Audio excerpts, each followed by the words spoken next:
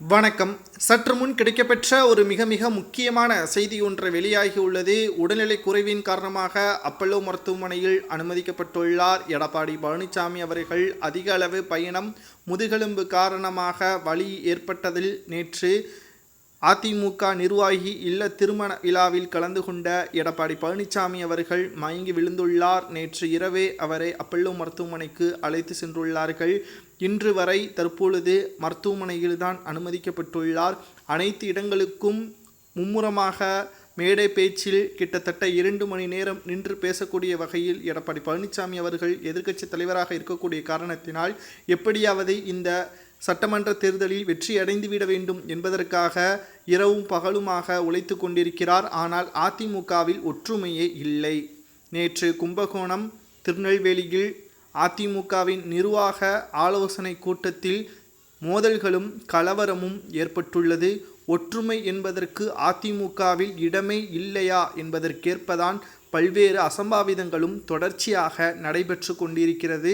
அதிலும் குறிப்பாக எடப்பாடி பழனிசாமி அவர்களை பொறுத்தளவிற்கு அனைத்திந்திய அண்ணா திராவிட முன்னேற்ற கழகத்தை எப்படியாவது திமுகவை வீழ்த்தி அதிமுகவின் கொடியே கோட்டையில் பறக்கவிட வேண்டும் என்ற ஆசையுடன் இருக்கிறார்.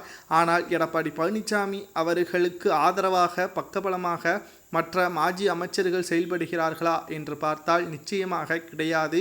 வரக்கூடிய வருட காலத்தில் அதிமுக வெற்றியடைய வேண்டும் என்றால் சரியான கூட்டணி இல்லை என்றால் அதிமுக ஒன்றிணைய வேண்டும் என்ற எதிர்பார்ப்புகளும் அதிமுகவில் தற்பொழுது தொண்டர்கள் எண்ணிக்கை குறைவாக 18 வயது பூர்த்தியான நபர்கள் புதிதாக உறுப்பினர்கள் சேர்க்கை நடைபெறாமல் பல மாவட்டங்களில் தோய்வு நிலைதான் ஏற்பட்டுள்ளது. மன உளைச்சலும் முதுகுவலி தண்டின் வலியும் காரணமாக நேற்றே என்னதான் ஆனாலும் நிர்வாகியின் இல்ல திருமண விழாவில் கலந்து கொள்ள வேண்டும் என்று ஆசையுடன் அவர் சென்றிருந்தார். ஆனால் செல்லும் வழியிலேயே அவர் மயங்கி விழுந்துள்ளார். எடப்பாடி பழனிசாமி அவர்கள் தற்பொழுது மருத்துவமனையில் அனுமதிக்கப்பட்டுள்ளார். அதிமுக 2026 சட்டமன்ற தேர்தலில் வெல்ல வேண்டும் என்றால் சரியான கூட்டணியும் அதிமுகவின் தொண்டர்களும் நிர்வாகிகளும் முன்னாள் அமைச்சர்களும் ஒத்துமையாக செயல்பட்டால் மட்டும்தான் இது சாத்தியம் என்றும் அரசியல் விமர்சகர்கள் கூறி வருகிறார்கள். திமுகவுடன் 13 கூட்டணிகள் இருக்கிறது. அதிமுகவுடன் 2 கூட்டணிகள் தான். தேமுதிக, எஸ்டிபி சொல்லும் அளவிற்கு மிகப்பெரிய கூட்டணிகள் இல்லை. இருந்தாலும் விஜய் அவர்களுடன் கூட்டணி வைத்தால் ஒட்டுமொத்தமாக திமுகவை வீழ்த்திவிடலாம். ஆனால் 80 தொகுதிகள் அதிமுகவில் ஓபிஎஸ், சசிகலா இணைய வேண்டும் என்ற கோரிக்கையையும் முன்வைத்திருக்கிறார்.